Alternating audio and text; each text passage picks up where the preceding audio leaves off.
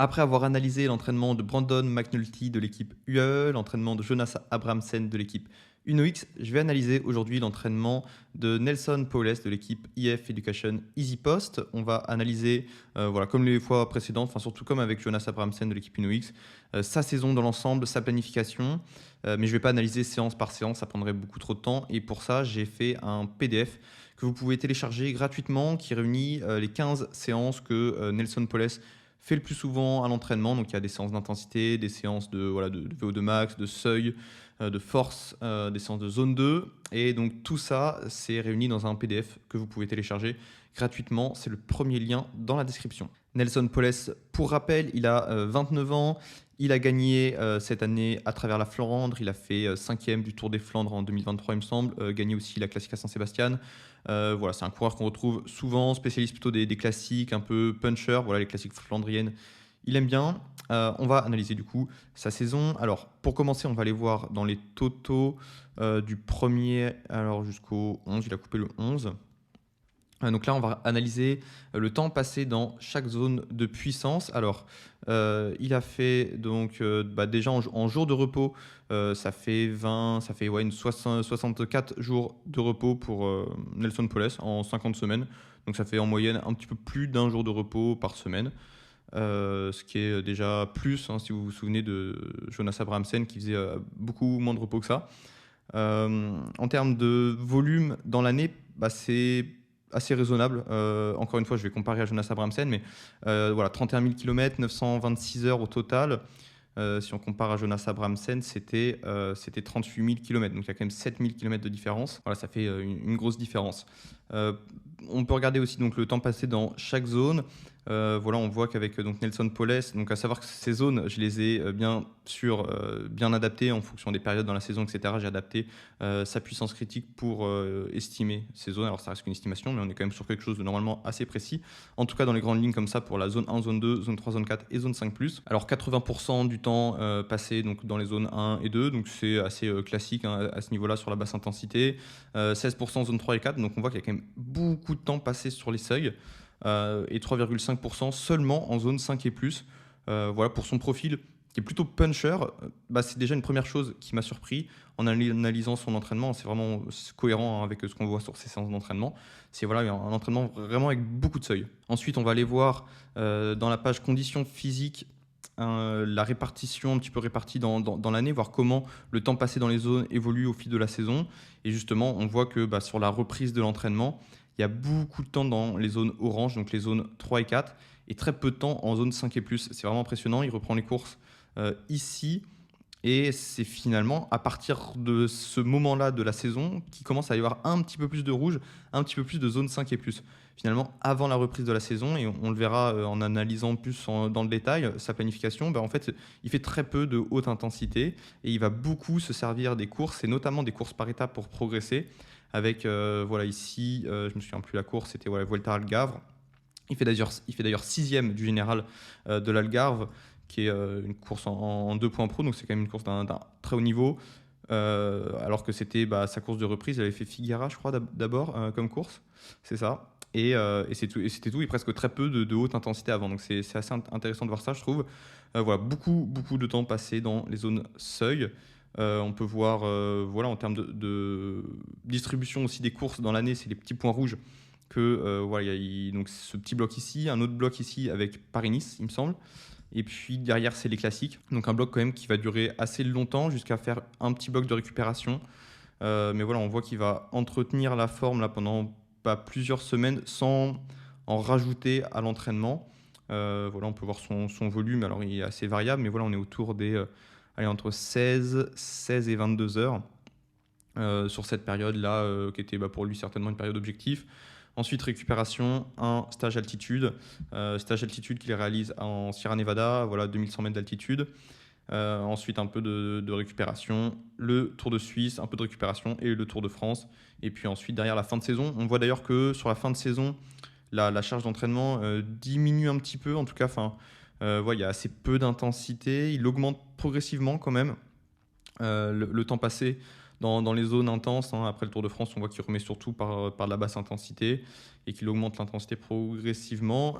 Il fait assez peu de courses, hein. Au final, après le Tour de France, il a fait que 7 courses avant de finir sa saison. On va aller maintenant donc, sur la page calendrier de Nelson Powless et reprendre à partir de sa coupure, une coupure assez classique, puisque voilà, il fait sa dernière course de la saison 2024 le 20 octobre.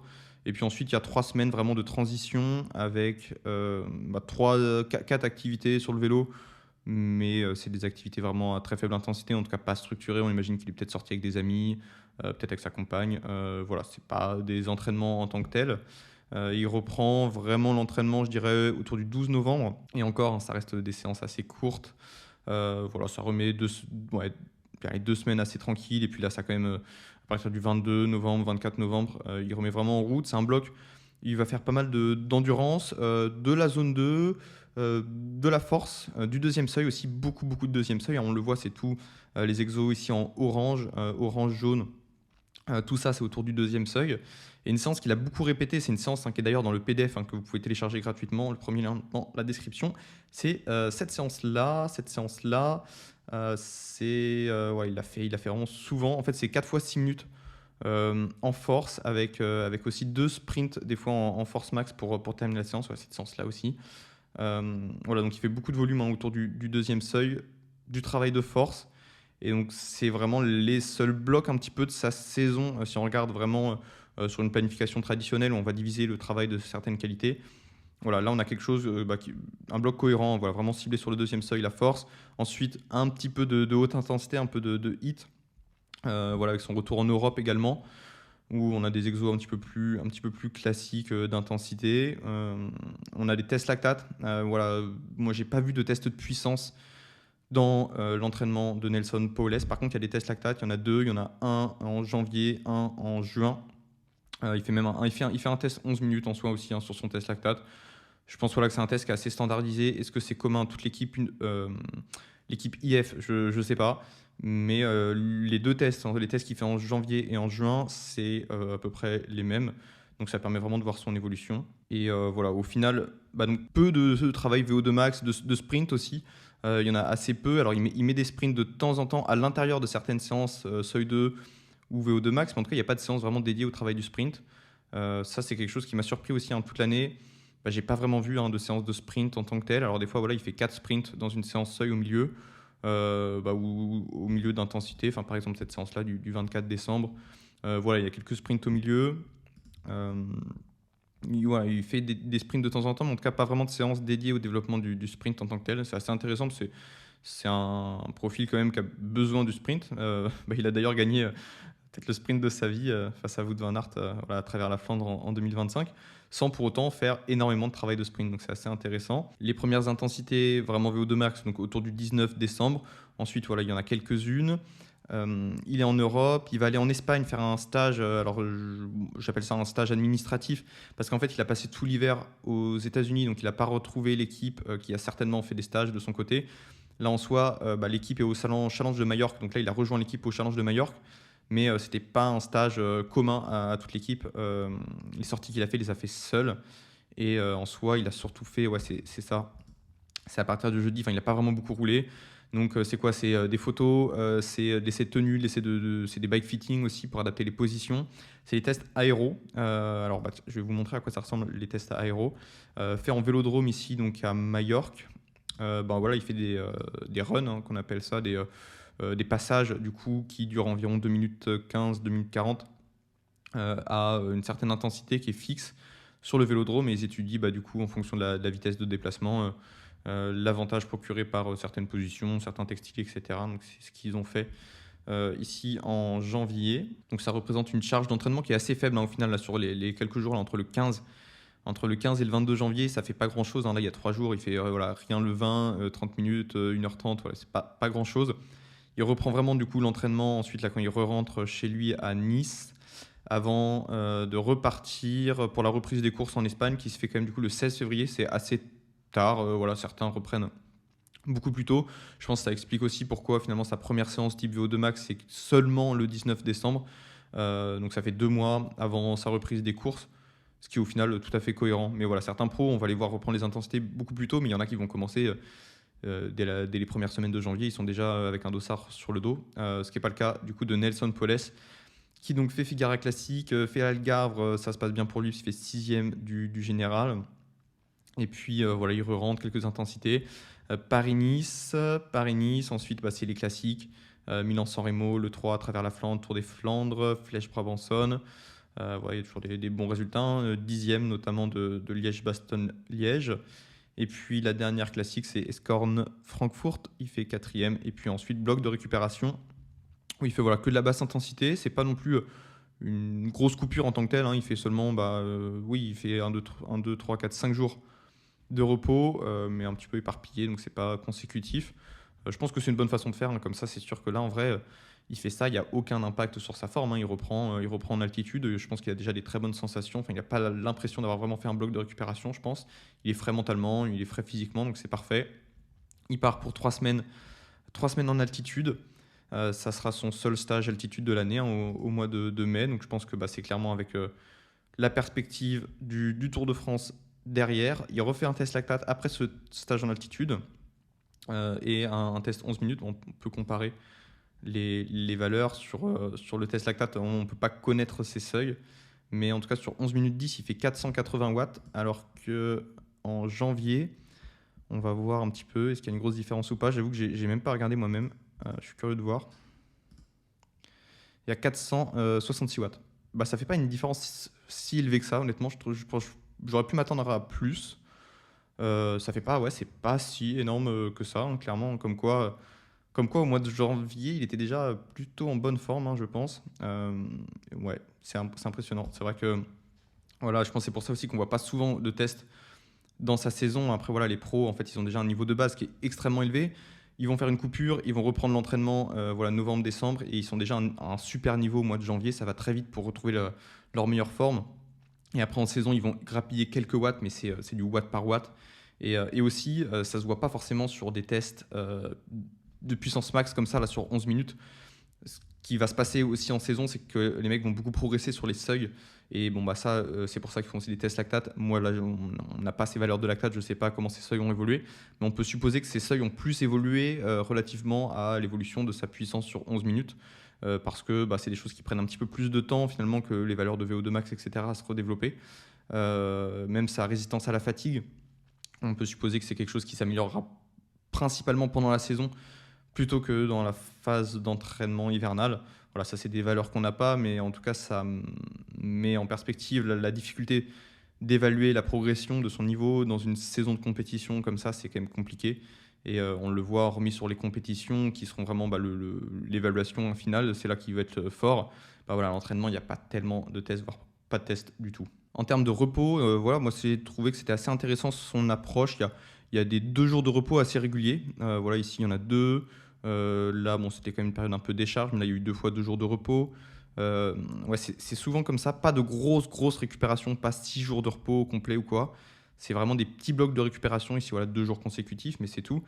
Ça permet vraiment de récupérer, mais en même temps de ne pas vraiment impacter la forme et de pouvoir reprendre l'entraînement normalement derrière. Là, voilà, après le Tour de Suisse et avant le Tour de France, il fait vraiment un bloc de basse intensité pour récupérer, mais il n'y a pas vraiment de jours de repos consécutifs. Après, voilà, récupération après le Tour de France, pareil, c'est un petit bloc de récupération. Moi, j'aime bien son approche là-dessus, puis même sur la basse intensité, que ce soit entre le Tour de Suisse et le Tour de France, on sent vraiment que voilà, il accumule du volume facile. Pareil après le Tour de France avant San Sébastien. Enfin, voilà, c'est quelque chose qui marche bien. C'est quelque chose que moi je fais souvent aussi entre les courses. J'essaye de maintenir un peu de volume, mais voilà, de baisser un peu l'intensité. Alors que parfois, si je me sens bien, je vais augmenter l'intensité, faire de vraies zones 2. Mais en tout cas, voilà, Nelson Poles, c'est pas forcément ce qu'il fait.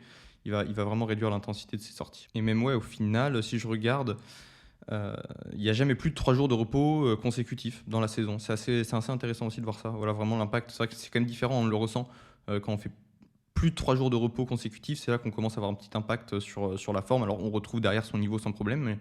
Mais voilà, c'est intéressant de voir que Nelson Poles ne fait jamais ça. Quand il fait du repos, c'est 2 jours max ou simplement une baisse de l'intensité, une baisse un petit peu du volume. Voilà, on voit qu'après le Tour de Suisse, il roule quand même 16 heures dans la semaine. Enfin, c'est un volume aussi qui est quand même beaucoup plus faible que ce qu'on peut voir, notamment chez Jonas Abrahamsen. C'est un volume assez cohérent et Et voilà, pas, pas aberrant, mais c'est des semaines entre 15 et 20 heures, des semaines à 19 heures. En altitude, il a un vrai bloc d'entraînement, donc dans ce cas-là, le volume monte un petit peu. Mais encore une fois, rien de fou. Sur la durée des sorties aussi, je vais pouvoir regarder ça ici avec alors là, il y a pas tous ces entraînements, donc je vais sélectionner tous ces entraînements. 1er novembre, 26 octobre, parfait. Et là, je vais pouvoir trier de façon décroissante la durée de ces entraînements. Et on voit qu'il y a deux sorties de 7 heures. Il y a des 6 heures. Alors, il y a voilà, Milan-San Remo. Donc, en rouge, c'est les courses. Il y a quelques 6 heures à l'entraînement. D'ailleurs, j'ai mis un 6 heures avec des blocs de zone 2 dans le PDF que je vous ai fait gratuitement, que vous pouvez télécharger. Premier lien dans la description. Voilà, vous verrez comment il organise ses sorties d'endurance et ses sorties longues. Voilà, il y a quelques, du coup, il y en a pas mal, hein, des 6 heures quand même, mine de rien, l'entraînement. 6 heures, 5 heures, 5 heures. Il y en a quand même beaucoup, malgré du coup un volume dans la semaine qui n'est pas si énorme que ça. Ça veut dire que voilà aussi ces sorties d'intensité, des fois elles font que 2 à 3 heures. Du coup, c'est des choses que vous pouvez totalement reproduire chez vous avec ces séances d'intensité. Ça reste vraiment abordable et des sorties longues qui vont durer 5, 6 heures et quelques 7 heures quand même. En conclusion, sur son entraînement, voilà, moi, de ce que je retiens, de ce qui m'a marqué, de ce que vous pouvez appliquer pour votre propre entraînement, c'est vraiment ce travail sur les seuils l'hiver que je trouve assez intéressant. Et on le voit même du coup pour un profil plutôt puncher. Et c'est du coup, par exemple, pour des coureurs qui font des courses en FFC, des fois qui me posent la question, est-ce que c'est pertinent vraiment de travailler mes seuils alors qu'en course, je vais faire beaucoup d'efforts de 1 minute, 2 minutes, des efforts très courts, très intenses, type VO2 max. Et on voit que un coureur comme Nelson Poles va beaucoup travailler ses seuils l'hiver. Et même toute la saison, hein, finalement, on l'a vu, hein, ça représente une part très importante de son entraînement. Et il n'a pas besoin de temps de séance à très haute intensité pour être à son meilleur niveau et pour reprendre les courses, hein. Avant la reprise des courses, j'avais compté que 5 séances avec des efforts un peu VO2 max. Voilà, donc ça c'est quelque chose que vous pouvez compter. Moi je me tabourais sur 5-6 séances généralement avant la reprise des courses pour travailler le VO2 max. Et puis ensuite, dans la saison, il va beaucoup se servir des courses pour progresser. Ça aussi, c'est quelque chose que vous pouvez faire. Alors, soit si vous avez des courses par étapes à disposition, si vous courez en élite par exemple, moi c'est ce que je vais faire. Sinon, si vous êtes pro, mais si vous ne l'êtes pas, si vous n'êtes aucun des deux, vous pouvez faire des blocs, de la bloc périodisation, on appelle ça à l'entraînement. Ça a été pas mal théorisé et étudié par Bent Rønnestad, notamment en Norvège.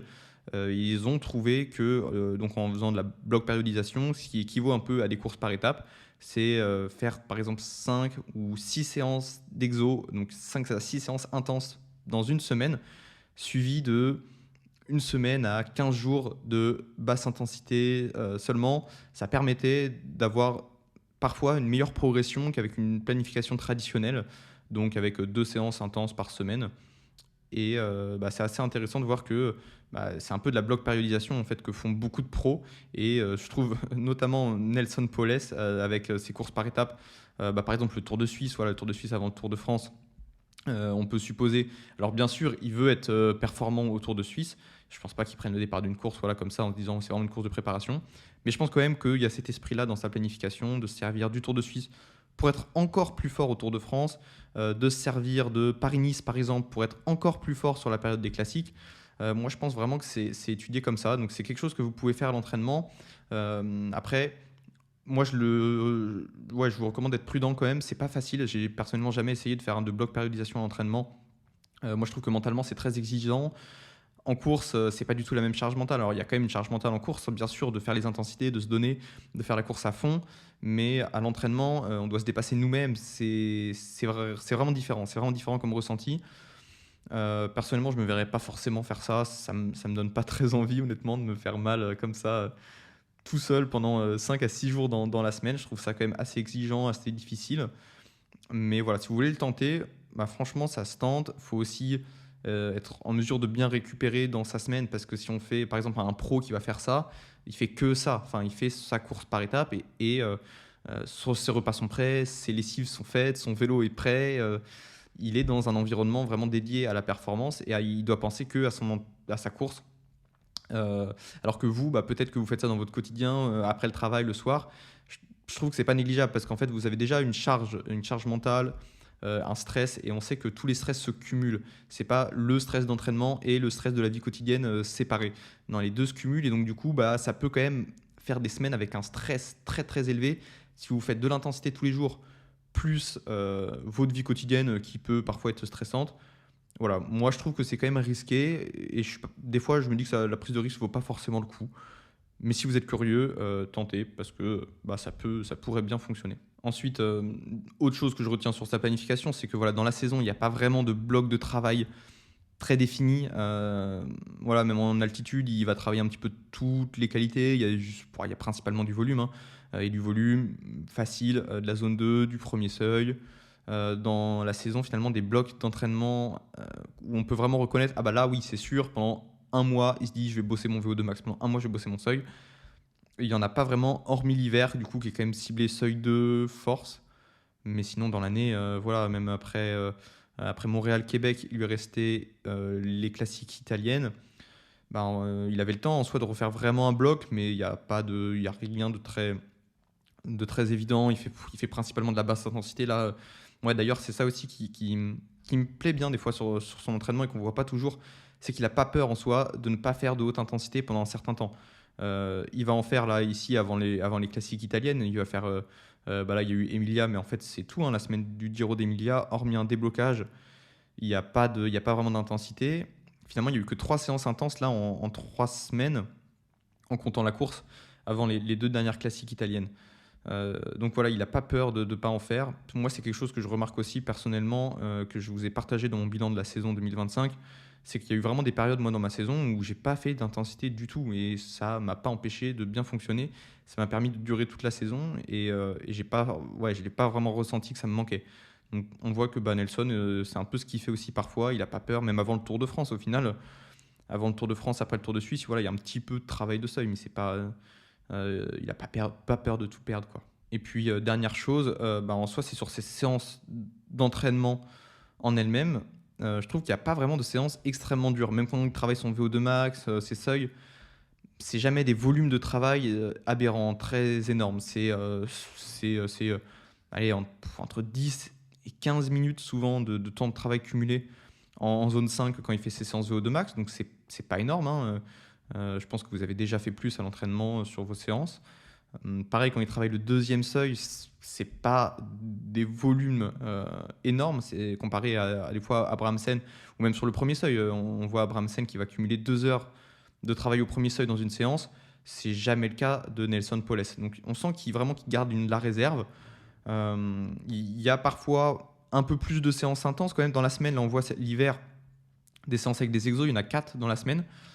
C'est beaucoup, mais du coup, c'est 4 séances d'exo avec de la marge. Donc, c'est équivalent à 2 séances très dures dans la semaine. Après, c'est des questions de choix, de ce qu'on préfère faire.